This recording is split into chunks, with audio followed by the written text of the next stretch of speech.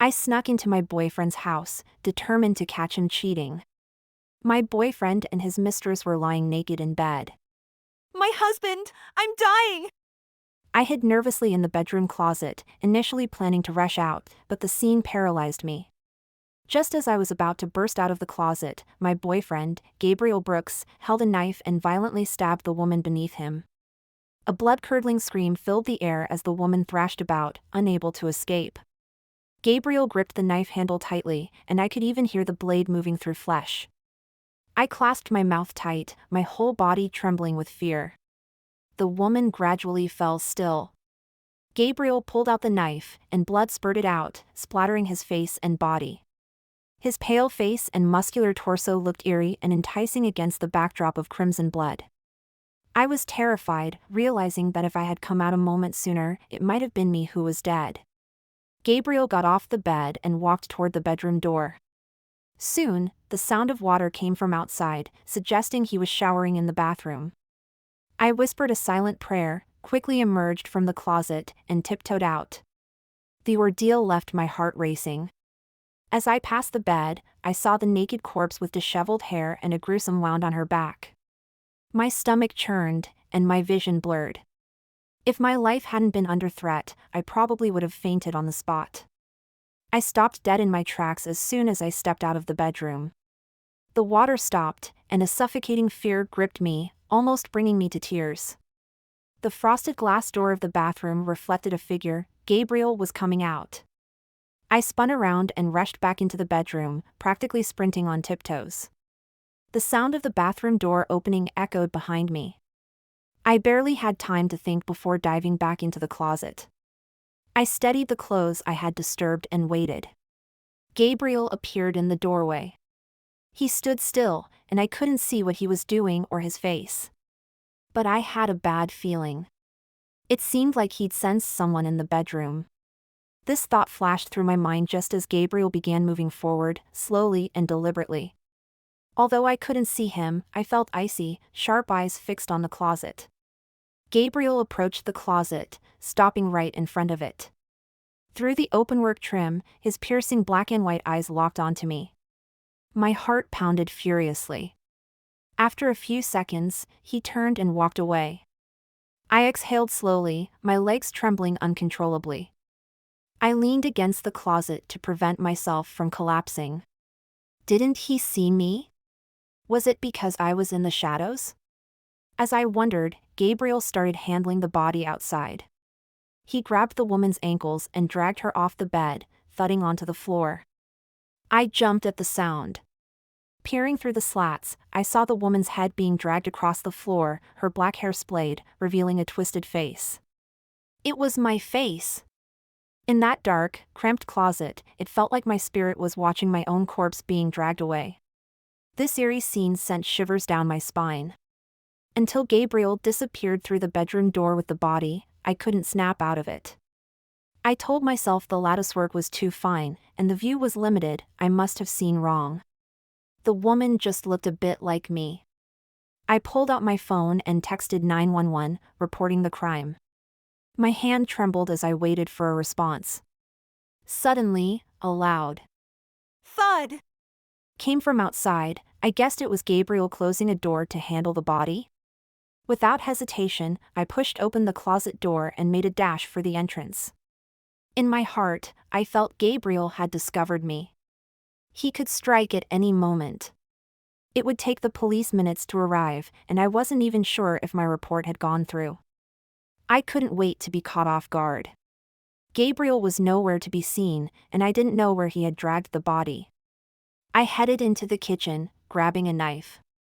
If the door was locked or I was caught, I could at least fight back.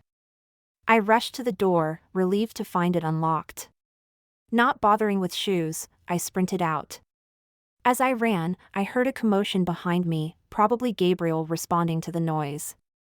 I ran wildly, passing the elevator, which was headed upward. I dashed toward the emergency stairs, taking them 3 at a time. Gabriel's apartment was on the 21st floor, so it was a long way down. By the time I reached the ground floor, my hands were rubbed raw from grasping the rail, my eyes red and puffy, my temples pounding. I yanked open the iron door. I felt an overwhelming urge to cry. As I rushed toward the lobby entrance, the elevator door opened with a ding. Gabriel emerged, his expression dark and mocking. I raised the knife. There's surveillance here. If you kill me, you won't get away. I've already called the police. Gabriel didn't speak, walking toward me with long strides. I trembled with tension, growling at him. Don't come closer. I'll really cut you. Before I finished, he reached me, grabbing my arm. I swung the knife, carving a 2-inch gash in his forearm. Blood burst out instantly. Gabriel cried out, stumbling backward while clutching his arm. Looking at the bloody knife, my eyes welled up. I'll fight to the death. You think you can kill me? I'll kill you first. Gabriel looked up, his face a mix of pain and resignation. Emily, you're having an episode again. I paused, confused by his words. What are you talking about? Just then, loud sirens cut through the air, echoing across the neighborhood. Tears streamed down my face. I was finally rescued. Still tense, I pointed the knife at Gabriel, ready for anything. Gabriel stood pale and still. A few seconds passed before police burst in. Drop the knife! The shout startled me, and I realized the officers' guns were trained on me. Hastily, I dropped the knife and raised my hands. It wasn't me. He's the killer. I'm the one who called the police. The officers grasped my arms, one on each side. They holstered their guns and replied, "We know you made the call." Their tone was cold, seemingly unimpressed, without even looking at me. They turned to Gabriel instead. "Do you need an ambulance?" Gabriel glanced at his injured arm. "No, thank you." The officer's tone was stern. "Mr. Brooks, doesn't your girlfriend need to be hospitalized? This isn't her first episode." Gabriel shook his head. "There's no need." The officer frowned. But she's already hurt someone. By law. Gabriel interrupted. "As the victim, I won't press charges. The law can't touch her." The officer became annoyed. "Then you'd better take care of her. If she hurts others in the future, you'll be held legally responsible." The officers prepared to leave, leaving me bewildered. Only when I saw the officers about to leave did I snap back to reality. I'm not crazy. He really killed someone. If you search upstairs, you'll find the body. The officer finally looked at me, his gaze chillingly cold. "Emily Waters, this is the 7th time this year you've reported the same crime. We're sure there will be an 8th. With that, the officer turned to leave. I rushed forward, grabbing his arm. Please save me. At least take me away. The officer looked down and said, "Where should we take you? To a mental health facility?" I was taken aback, my tightly wound nerves finally snapping. "You can't just leave me here. That's leaving me for a killer. Are you letting me wait to die? You're police officers." Upon hearing my words, the officer finally composed himself and looked into my eyes seriously. Ms. Waters, you say you saw Mr. Brooks kill someone. Can you tell us who the victim is? The image of the corpse with a face identical to mine flashed through my mind, making my heart quiver. I stuttered. A young woman, about my height, similar build. The officer replied, "Wouldn't she look exactly like you?" I was speechless. The officer sighed. "You've mentioned before that the victim looked just like you. Doesn't that sound absurd?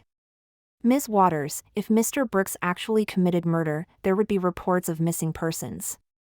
That's extremely difficult in today's digital age. We've seen your medical records, you suffer from severe schizophrenia.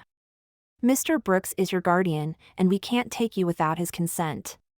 He pushed open the door and stepped out, turning back to say, "We'll probably receive your 8th report next time. See you then."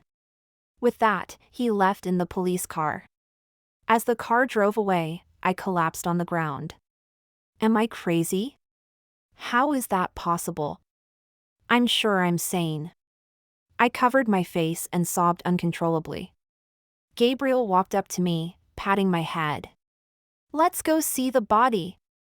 I looked up, and Gabriel's expression seemed serious.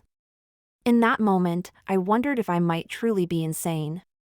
I followed Gabriel back to the 21st floor apartment. He led me to a bedroom door without any threats or explanations, ready to push it open. I hurriedly pressed against him. Wait! Standing before the closed door, my breathing quickened, and my heart raced. This door seemed to hide a terrifying secret. Once I faced it, there would be no turning back. Is this Bluebeard's house? I heard my voice tremble. Gabriel replied. My version of Bluebeard might differ from yours. I asked him to tell me, and Gabriel began a dark, bloody fairy tale. In the forest, a witch became deeply infatuated with Bluebeard and his endless gold in the castle. But Bluebeard had a beautiful queen. Although the witch could live forever, she was old and ugly, and could never win Bluebeard's affection. Envious of the queen's youth and beauty, she went mad. So, she lured the queen into an affair while Bluebeard was away. Bluebeard gave the queen all the keys to the castle. She and a guard met secretly in different rooms each day. When they were discovered by Bluebeard in the innermost room, he killed them both, dismembering their bodies and scattering them in the forest. The witch collected the queen's body parts and buried them in front of her house. She used a potion made from herbs to constantly water the grave. Soon, a thorny plant grew from the burial site, bearing fruit resembling a liver. The witch ventured into the thorns, cutting herself all over, and ate the fruit. Her wounds healed, and she became younger, gaining some of the queen's beauty. She married Bluebeard, becoming the castle's mistress with all the keys and gold. However, Bluebeard warned her never to enter the innermost room. It was where he discovered his wife's infidelity, the place where he killed his beloved. He didn't explain why but forbade her from approaching it. After the wedding, the witch noticed Bluebeard often staring out the window toward the forest, his mood growing increasingly violent. The witch used the keys Bluebeard gave her to unlock all the rooms but the innermost one. What secrets lay within? Her curiosity grew like a vine, tormenting her until she decided to investigate. When Bluebeard was away, she opened the forbidden door but found nothing except a dark stain on the tiles. Just as she turned to leave, the stain transformed into a large pool of fresh blood spreading toward her feet. The blood touched her shoes, and she tried to exit, only to see Bluebeard standing behind her with a dark expression. Why did you betray me? I'm sorry, I was too curious. I promise it won't happen again. Bluebeard, with eyes bloodshot and veins bulging, stabbed her through the body and hung her in that room. The witch didn't die. She returned to the forest, using the potion to water the queen's buried remains again. This time, fruits resembling kidneys grew. Once more, she was severely injured while picking them, becoming youthful again like the queen. She remarried Bluebeard, vowing never to approach the room again. Yet, after their marriage, Bluebeard killed her, hanging her body in the same room. The witch refused to give up, returning to Bluebeard time and again, only to be killed each time. Eventually, the innermost room was filled with corpses. This time, a pulsing red fruit grew. The witch consumed it and became indistinguishable from the late queen. Seeing her, Bluebeard was overjoyed but then pierced her chest with his sword. Gabriel finished the story with his eyes shifting. Do you know why Bluebeard kept killing the witch? I dryly responded. No. Gabriel said. Because even with the same body, they were not the same person. Bluebeard sought the queen's soul, not someone wearing her skin. With that, he pushed open the door. The terrifying scene inside stunned me. The room was filled with corpses, some lying on the ground, others propped against the wall. Some were rotting, exposing white bones, while others were bloated, their skin translucent with fluid. The floor was covered in foul-smelling, greenish liquid with maggots crawling in it.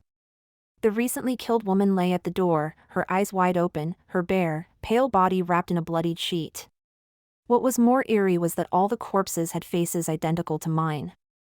A small fan on the wall hummed, making my ears buzz. Everything around me fell silent. My heart pounded like it might explode. The scene before me began to distort. The corpses on the floor stood up, twitching their decaying bodies as they moved toward me. I sensed intense resentment. They were angry and wanted to make me like them. I wanted to flee, but my feet felt rooted to the spot. I could only scream, holding my head. Everything went black as I lost consciousness. Before falling into a coma, a ridiculous thought crossed my mind: what if I were a multiple personality patient caught in a fatal identity game? When I opened my eyes again, I expected to be lying in a pile of rotting corpses. Instead, I was in an unfamiliar room with grayish-white walls and old furniture against them. I lay on a couch, looking through the window at densely wooded surroundings. It seemed to be far from the urban area. I tried to sit up but felt dizzy. This wasn't just from fainting. I suspected Gabriel had done something to me. His mother was a professor in medical school, which made me even more suspicious. Just then, the room door opened. A narrow gap revealed a slender arm in a white dress. Although I couldn't see her face, a subtle sense of familiarity made my hair stand on end. In the next second, the woman's face came into view. Another person who looked exactly like me, but alive. "Who are you?" I heard myself ask in a hoarse voice. Or should I ask what I am? The woman stood in the doorway, examining me like an object, without responding. Do you know there are many people who look just like you? She asked, her eyes sparkling with interest. Are we androids, clones, or one of your multiple personalities? I bit my lip. Seeing all those corpses earlier, I had a hunch. These women with faces like mine, whose deaths the police couldn't detect, might be fakes created by Gabriel, stand-ins for the person he longed for. The woman in front of me was Gabriel's idol, the original we were modeled after. This thought made me uncomfortable. As I pondered, Gabriel appeared behind her, casting a disinterested glance my way. He said to her, "Grandmother, my mother is looking for you." She turned and left, and Gabriel entered, closing the door behind him. I stared at him as he sat beside me. "You called her grandmother?" Gabriel sighed. "You heard correctly. She's my great-grandmother." The situation was beyond my expectations, leaving me stunned. Gabriel, however, explained everything. His great-grandmother was a divine miracle, possessing a body that wouldn't age. Now over 140 years old, she still looked young and beautiful. However, her descendants didn't share her fortune, bound by the natural cycles of birth, aging, and death. They sought her secret to eternal youth through endless research. From ancient arts and sorcery to modern hypnotism and now genetic experiments, none succeeded, but they never gave up. "Wait, you're doing genetic experiments now?" I caught onto Gabriel's key phrase. "Yes," he said straightforwardly.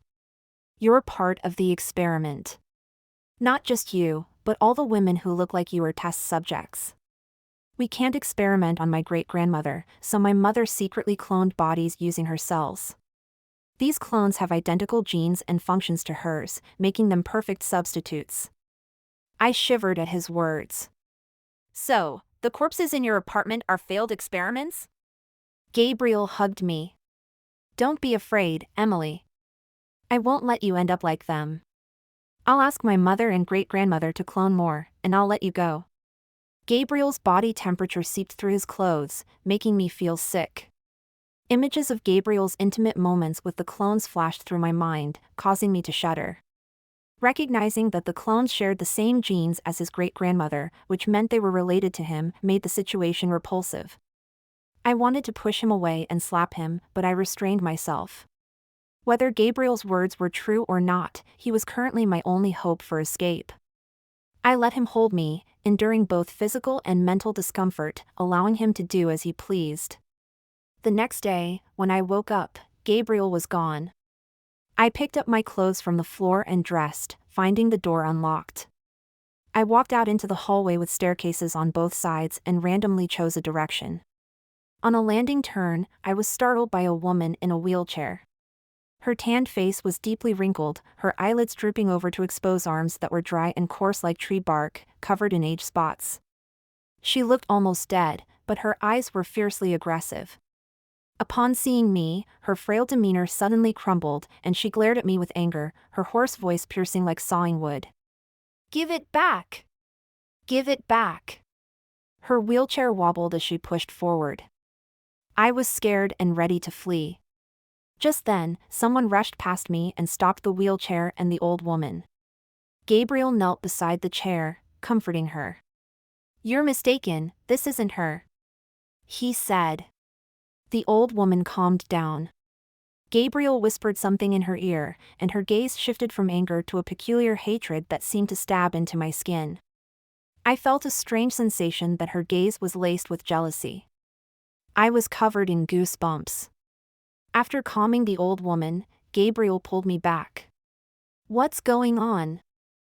Who is she?" I asked. "She's the owner of this mansion, allowing us to conduct experiments here on condition that she benefits from the results," Gabriel replied. Why did she scare me earlier? What did she mean by demanding something back? Gabriel pushed me onto the sofa. "She mistook you for my great-grandmother. She's a bit senile, sometimes forgetting our agreement and treating us like intruders." His eyes flickered. Her demand for something back refers to this mansion.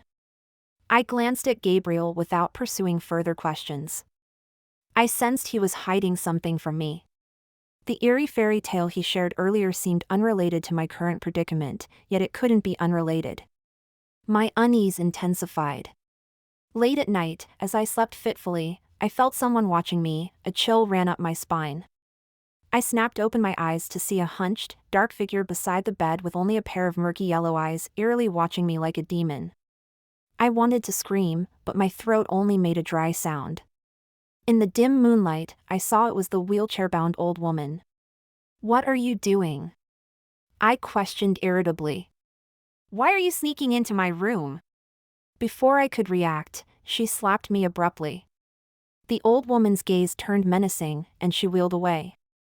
I jumped out of bed, chasing after her. "Get back here! How dare you hit me? You need to explain, or else." Just as I reached the doorway, I saw Gabriel standing in the hallway, wearing a robe. Before I could tell him what happened, his cold, accusatory gaze silenced me. He walked over, pushed me back into the room without a word. The old woman turned back to give me a defiant smile. I was pushed back into the room, the door slammed shut and locked. I heard footsteps fading away without stopping. I was trapped for 3 whole days without food or water. The windows were locked with iron bars, and the door was impassable.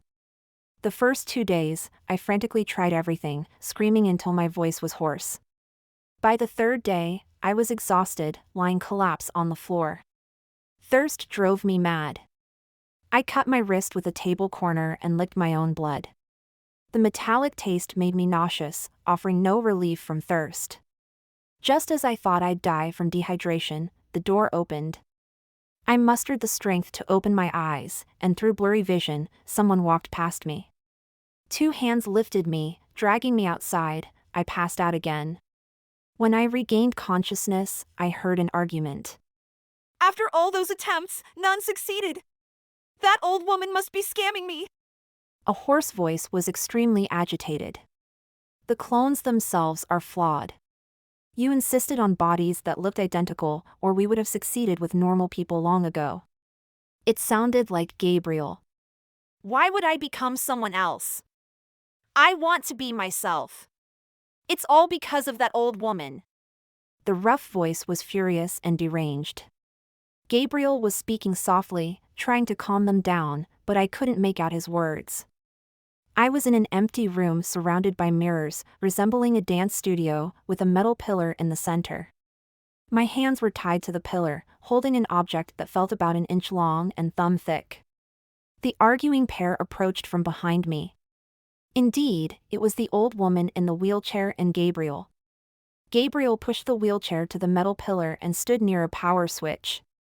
"Let's begin." I looked nervously at them. What are you planning to do? The old woman revealed a chilling smile, her voice hoarse. "You'll know soon enough." She grasped the metal pillar, and Gabriel flipped the switch. Electricity crackled through the metal pillar, causing me intense pain. My body convulsed, and I could smell the burning of my skin. The current stopped after a few seconds. My heart contracted and ceased to beat, leaving me gasping for air. My head fell back as I gasped. Suddenly, my heart kicked back into action, drawing in a breath that echoed through my airway, pulling me back from the brink of death. My muscles ached severely, and my pants were wet. I lifted my head, but my gaze froze in terror. In the mirror, it wasn't me but Gertrude Thompson, the wheelchair-bound old woman. Her ancient face was full of confusion as she stared at the mirror. I rotated my head, and the reflection did the same. I raised my hand, and the reflection followed suit. My gaze fell on my hands, which felt like dry tree bark with deep brown spots. The view moved down to reveal her frail legs and reddish-brown old lady's shoes. I slowly pressed my hands against my cheek. In the mirror, Gertrude did the same. The rough, shrunk skin was unmistakable. It seemed I had transformed into Gertrude. A red, rune-covered bone slipped from my hand and fell to the floor. The woman tied to the metal pillar exclaimed happily, "I've switched bodies!" Gabriel untied her. I'm back in my own body. I've finally escaped that old, ugly body. The woman rushed into Gabriel's arms, crying and laughing. Gabriel petted her long hair, equally joyful.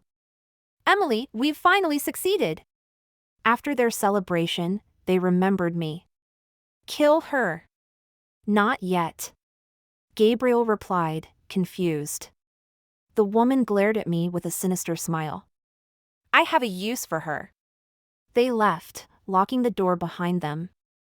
I was left alone in the empty room, the dim light overhead casting an eerie glow. The mirrors reflected Gertrude's frail form, the withered body, sparse gray hair, and heavily wrinkled face. My mind was blank, surrounded by silence, as if I was in a vacuum. This scene felt like a nightmare. Mechanically, I pushed the wheelchair forward. The mirror reflected Gertrude getting closer, her sunken cheeks with brown age spots clearly visible. This face was so unfamiliar. I pinched the skin on my arm, pulling it taut with no elasticity, like being trapped in an old, sagging skin suit. I pinched another patch, trying to tear the decrepit skin open to escape. However, no matter how hard I pulled, it wouldn't rip. I hugged my head, screaming loudly, before everything went black. When I regained consciousness, the woman who had swapped souls with me stood before me, kicking me with the tip of her foot. Are you awake?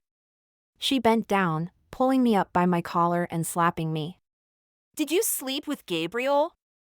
The questions left me dizzy and disoriented as another slap came. You didn't even sleep with Gabriel, yet you stole him from me. You're a disgusting, vile woman. You got into this body and still felt it wasn't right. She pushed me to the floor, kicking and cursing me as she ranted. When she finally stopped, she laughed coldly. How does it feel to be old and ugly? I'll leave you in this room of mirrors. You'll never turn back, you'll be like this until you die. She turned to leave, but I spoke in my old, hoarse voice, "You know, Gabriel has slept with all the clones." Her anger flared as she returned to hit me again. I raised my murky eyes, looking straight at her. "Can Gabriel really take care of you your whole life?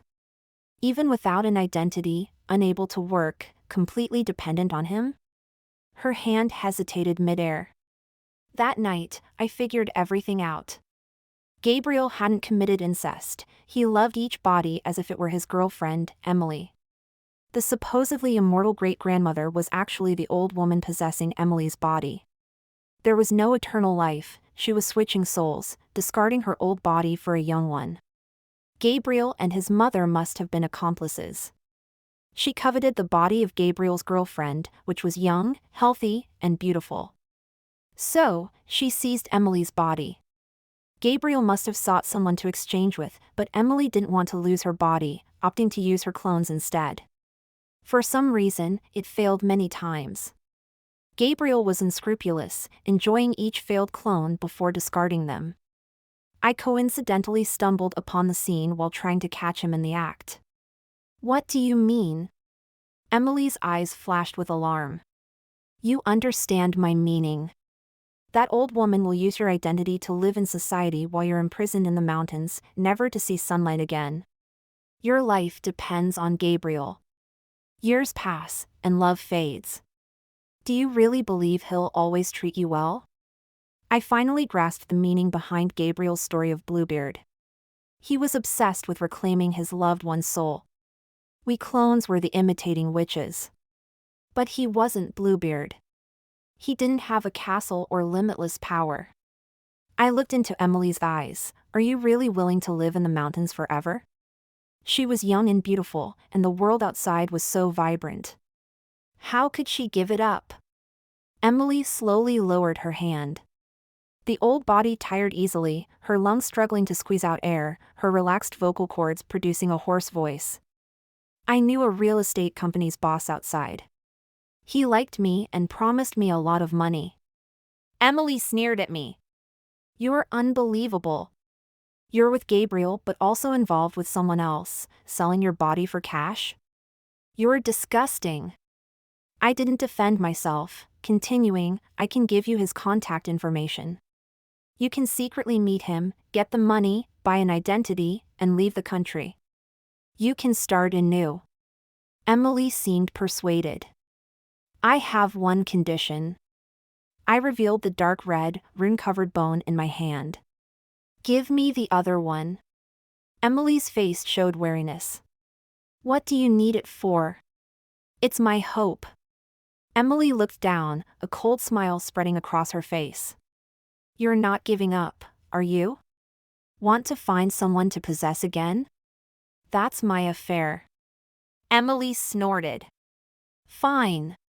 There are plenty of those where the old woman is. I'll steal one for you. 8 days later, Gabriel and his great-grandmother went out. Emily took me to the car, heading to meet the real estate boss. I warn you, if I don't get the money today, I'll throw you into the river. I looked down at the 2 red bones in my hand and pocketed them. As the car approached a sharp turn, I lunged forward, grabbing the steering wheel. In Emily's terrified scream, the car careened out of control and crashed into the mountain wall. I was prepared, so I didn't pass out. Emily was bleeding from her forehead, trapped by the airbag. I strained to pull her out of the car and dragged her up the mountain. My legs were weak from muscle atrophy, but I managed. I dragged her for over an hour before finding a secluded cave. I used a cut seatbelt to tie her securely, gagging her mouth. After nightfall, Emily woke up, writhing in terror and making you. Sounds on the ground. I placed the knife tip before her eyes, and she calmed down. I ask you, for soul switching, aside from the red bones and electric shock, what else is needed? Emily shook her head violently. Time, right? Emily's eyes showed panic. It seems I was correct. You didn't act on the day I arrived at the mansion. You waited 4 days. So, time is crucial. That day was a full moon. To perform another switch, you'd have to wait until the next full moon. I turned to look outside the cave, where a crescent moon hung in the sky. That would be my only chance. No matter how difficult, I had to survive until the next full moon. Emily and I hid in the cave because she had driven on the other side of the mountain, so Gabriel hadn't immediately discovered the car wreck. A week later, he finally searched for us on the mountain. Emily heard his voice, fighting hard but unable to scream with her mouth gagged. Gabriel's shouts grew louder and then faded away. I watched coldly as Emily went from desperate to despairing, pounding her head against the ground. He can't find us. He'll find your phone and see the messages with the real estate boss. He'll think you betrayed him after the car crash and left on foot. He won't look for you anymore. Emily lifted her disheveled head, her forehead stained with blood and dirt, her eyes blazing with intense hatred. I pulled up my pant leg, revealing the bloodied and mangled flesh on my leg. With a trembling hand, I cut a piece of flesh and tossed it at the cave entrance, soon attracting rodents. I pounced on one, pinning it down and stabbing it. The rodent's frantic struggles and pained squeaks oddly reminded me of Gabriel's brutal killing of the clones. After the rodent stopped moving, I skinned and bled it, cutting a piece of meat to present to Emily. "Eat this." Removing the gag from her mouth, I asked. "You haven't eaten anything. Aren't you hungry?" Emily clenched her teeth, her eyes ferocious as she glared at me. I sighed, bringing the meat to my own mouth. The metallic smell mixed with the foul stench of rat meat, but I ate it undeterred. Emily's eyes showed hatred and revulsion but also a hint of longing. Our bottled water had been consumed 3 days ago, but thankfully, the mountain's heavy dew helped quench our thirst. Midnight struck with a thunderclap, and heavy rain poured down, steaming as it hit the ground. I quickly grabbed the empty bottle and filled it with rainwater. "See, even heaven is helping us. We'll be fine for another week, no problem." Removing the gag again, I brought rainwater to Emily's lips. She guzzled the murky water, its earthy smell evident. After drinking her fill, her gaze fell on the corner where several skinned rats lay, infested with maggots. I looked at her. "Want some?" Emily's gaze turned feral and hungry. I sliced another piece of rat meat and offered it to her. She hesitated for a moment before taking it, chewing and gagging but forcing herself to swallow. 8 days before our escape, I used the real estate boss's information to gain some freedom.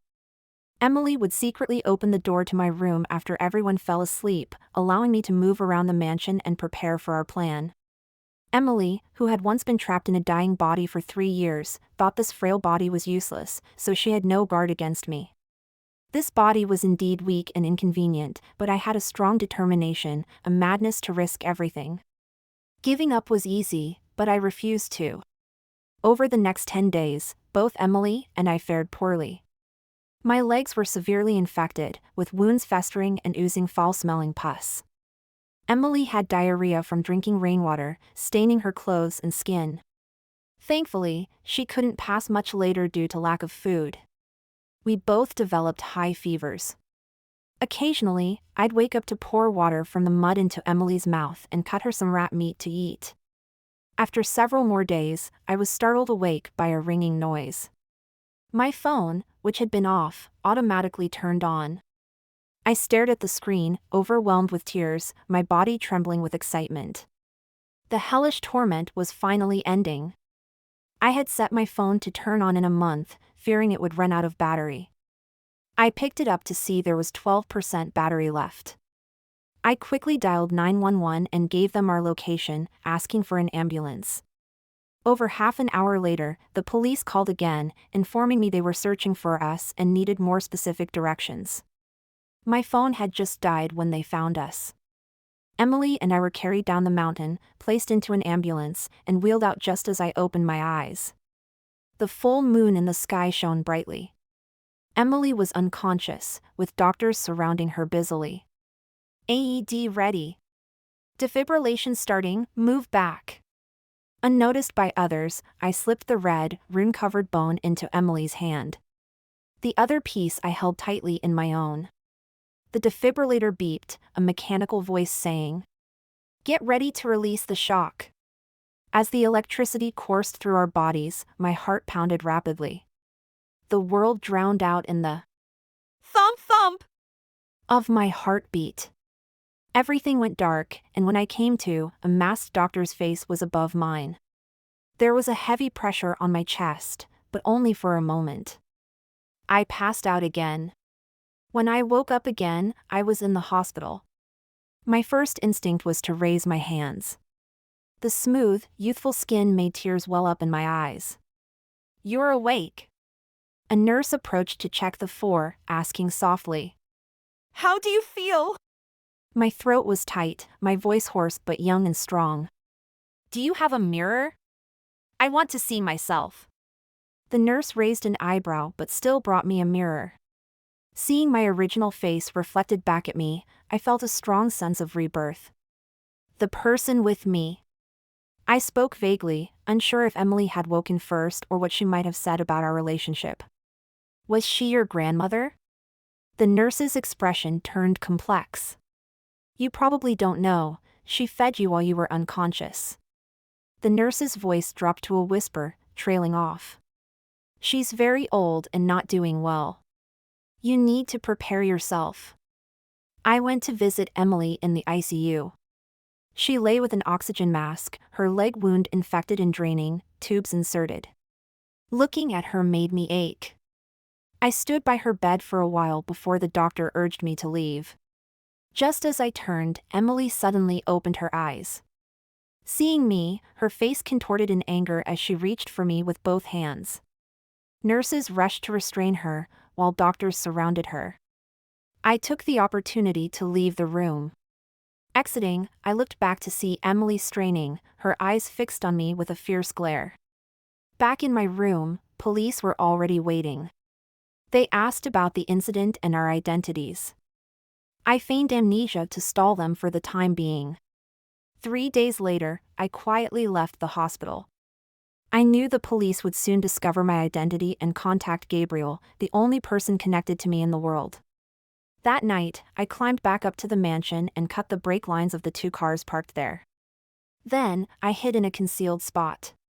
The next morning, the police called Shirley to summon Gabriel for investigation.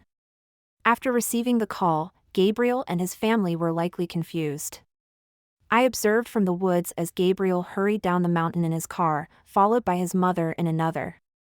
I hadn't expected her to be involved, seemed like fate wanted them all caught together. Soon after, a massive explosion rocked the mountain, shaking the ground. Before anyone could react, another explosion followed. Thick smoke billowed out. Gabriel's great-grandmother ran out of the mansion, terrified, and sprinted down the mountain road. I quickly entered the mansion, going to her room. A locked drawer caught my eye. I used pliers to pry it open and found a wooden box containing 7 red bones with runes. I pocketed them all and immediately left the mansion to head down the mountain.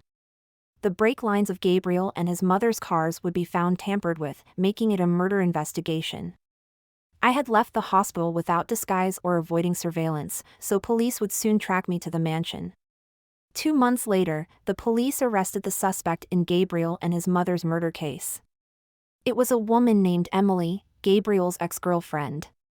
She had the motive and opportunity, and her fingerprints were on the pliers. The discovery of many female corpses in Gabriel's apartment was also mentioned, but the story didn't receive further coverage. I changed my identity and prepared to settle abroad. Before leaving, I visited the real Emily. To the doctor's surprise, this elderly woman in her 80s had pulled through.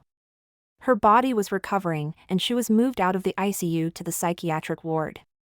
I peeked through the small window in her door to see Emily in a wheelchair, pacing and mumbling.